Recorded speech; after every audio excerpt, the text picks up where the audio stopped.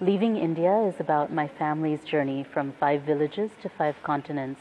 So my family started out in Gujarat in the northwest of India, and then my great-grandfather left Gujarat in 1909 and went to Fiji.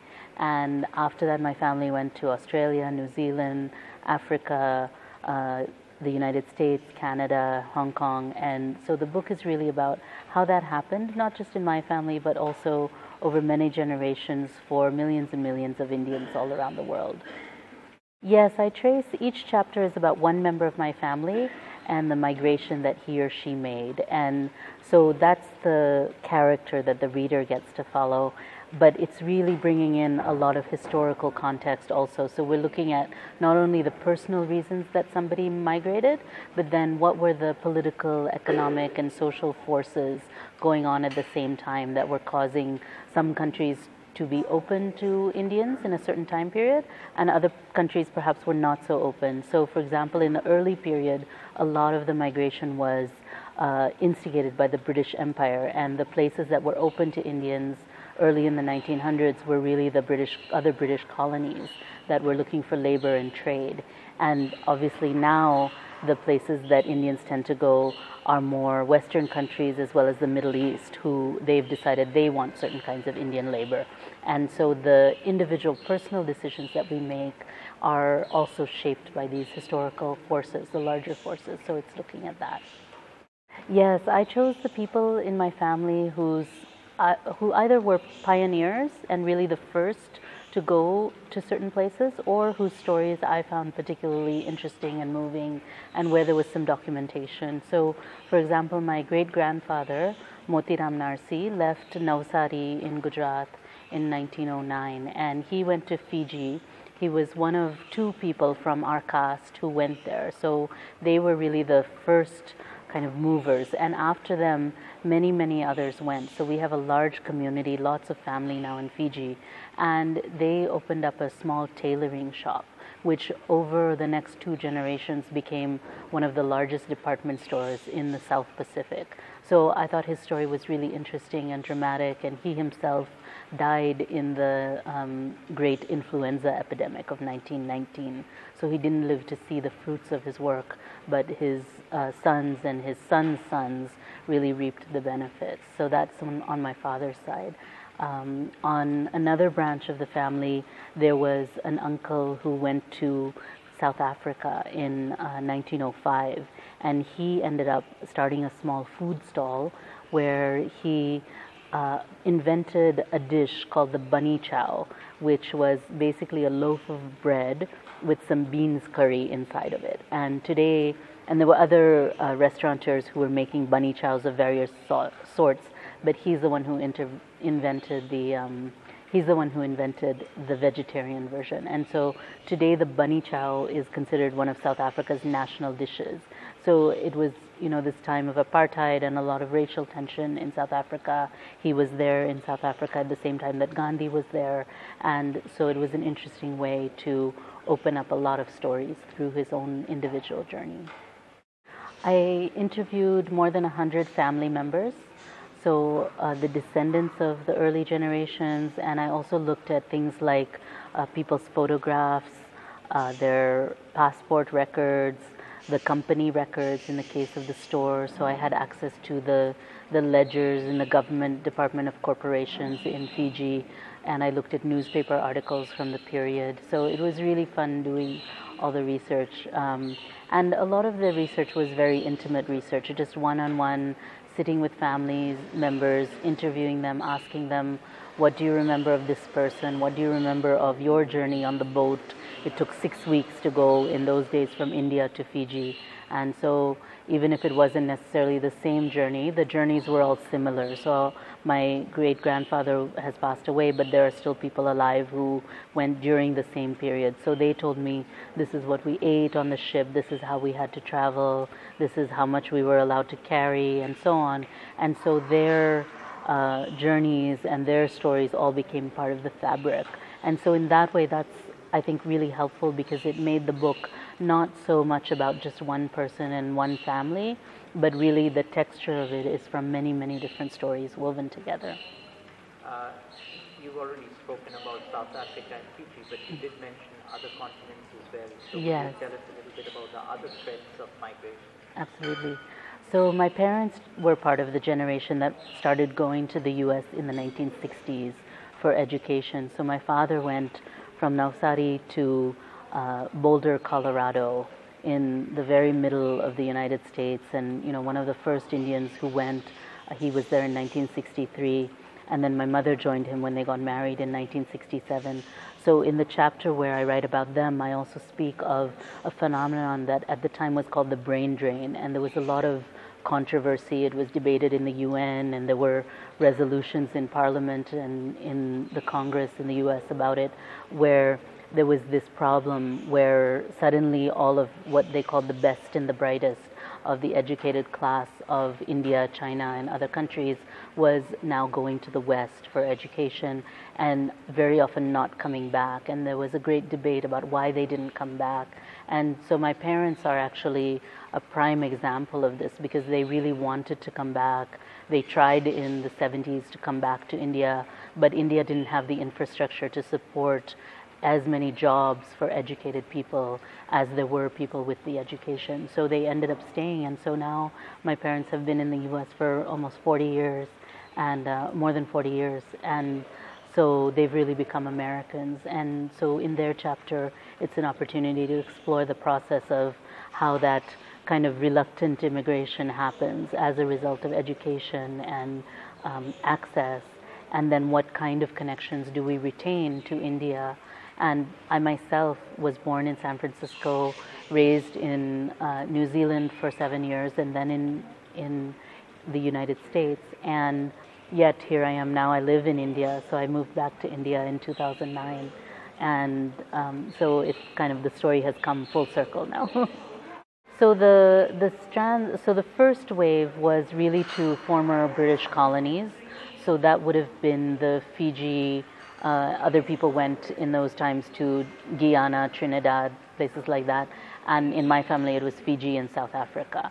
And then after that, there was kind of a secondary wave. So as the economy, either economics or political forces in both Fiji and South Africa became difficult for Indians, then they started to migrate out. So from Fiji, my relatives went to Australia, to Canada, to Hong Kong, and to New Zealand. And they really were there as traders. So they originally in Fiji were traders, tailors, doing import-export. And so they took some of those businesses with them.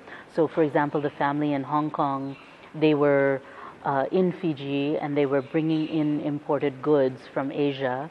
And so then they thought, well, why don't we, there are 4 sons in this family. One of them can go to Hong Kong, sit in an office there, and we'll cut out the middleman and we'll do this trade ourselves and keep that middleman percentage. And on top of that, then we'll also make money ourselves being the middleman for other firms. So that's one of the ways that the expansion happened. In Australia and New Zealand, some of them went as refugees. So in Fiji in 1986, there was a military coup, and it was specifically an anti-Indian coup.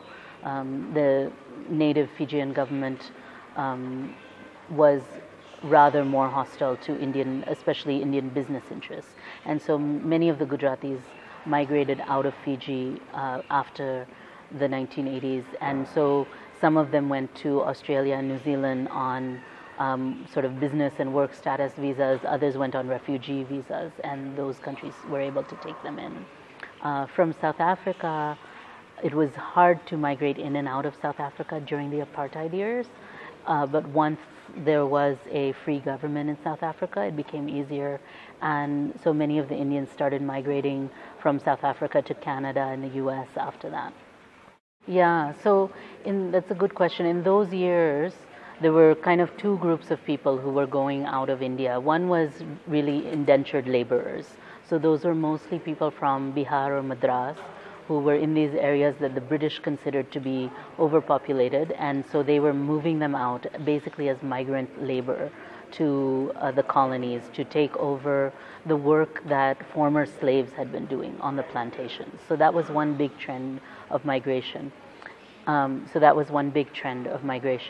And then the Secondary to that was the traders who went along, because those migrant laborers often they settled there, so they needed things like Indian vegetables, dals, rice, spices, all kinds of things, vessels, anything that they needed.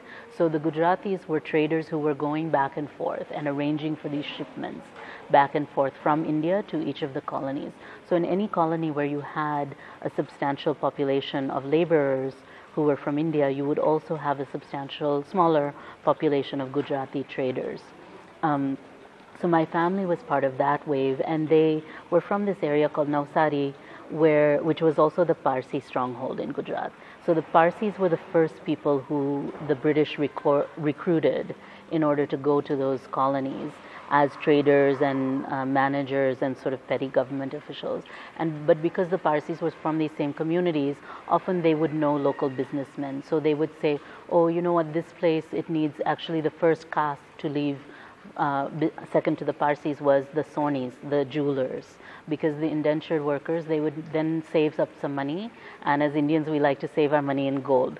So they would need jewelers in those places. So some jewelers were going. And so in that way, my family, just by virtue of being in that same locality, they ended up going. They heard about these places, because normally in India, who would know that Fiji is even a place to go? But because of this relationship of trade from that particular region to the colonies, my family, the Khatris, our caste community, also heard about it and decided to also venture out. And in that time, things were hard in India. There was, it was traditionally, our family was a weaving caste actually.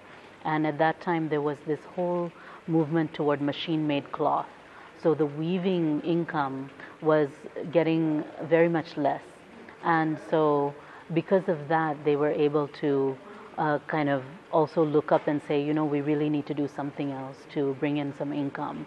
And so that's how they decided, okay, maybe there's an opportunity somewhere. And so my great-grandfather, for example, he was the oldest of 6 sons. And so he really felt, I think, this responsibility. At least that's the family story, that, he was responsible. And so he went with this other person from the community. The question of Indian identity is something that I really thought a lot about while I was writing the book.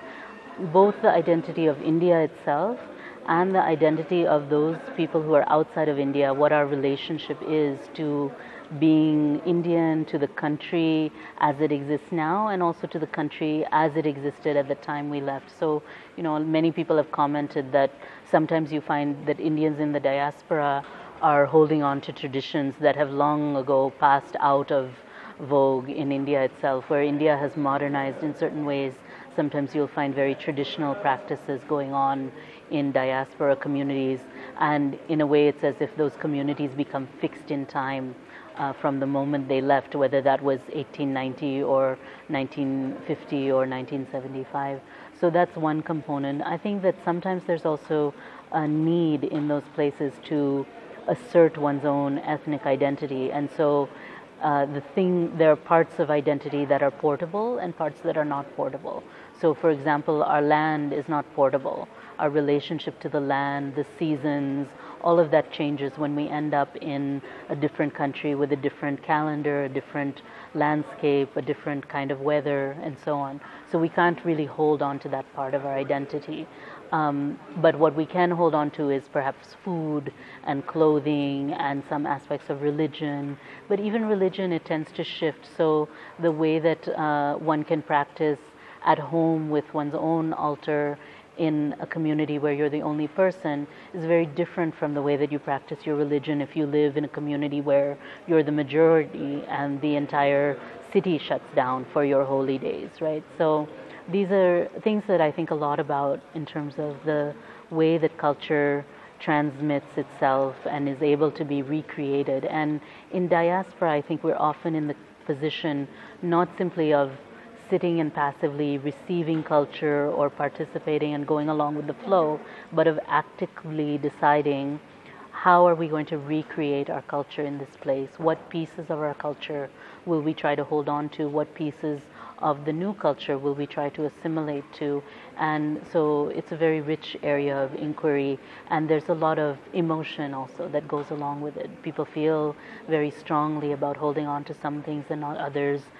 People feel very nostalgic, and so perhaps in India, if one lives in the same place all one's life, we might feel a kind of nostalgia for our childhood, but it's not the same as if that childhood is forever out of reach in a completely different landscape.